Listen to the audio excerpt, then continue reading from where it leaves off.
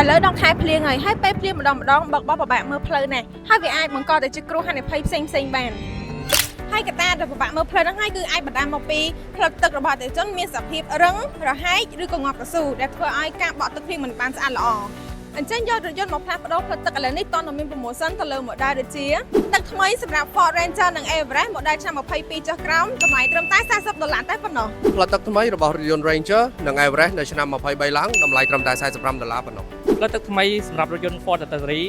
ពីឆ្នាំ2021ដល់ឆ្នាំ2024តម្លៃត្រឹមតែ$50តែប៉ុណ្ណោះផ្លូវទឹកគឺពិតជាសំខាន់ណាស់អត្ថប្រយោជន៍របស់ផ្លូវទឹកគឺមានដូចជាជួយសម្អាតទឹកភ្លៀងនៅលើកញ្ចក់បានស្អាតធ្វើឲ្យមើលផ្លូវកាន់តែច្បាស់ល្អជួយសម្អាតធូលីកម្ទេចកំទីនៅលើកញ្ចក់បានស្អាតជួយបង្កើនសុវត្ថិភាពក្នុងការបើកបរអញ្ចឹងអតិថិជនត្រូវត្រៀមរថយន្តឲ្យរួចរាល់ក្នុងរដូវវស្សានេះកក់សេវាកម្មទុកជាមុនតាមរយៈលេខទូរស័ព្ទ08992និងមួយទៀតតាមរយៈ Ford Cambodia Mobile App ចា៎សូមអរគុណសូមជម្រាបលា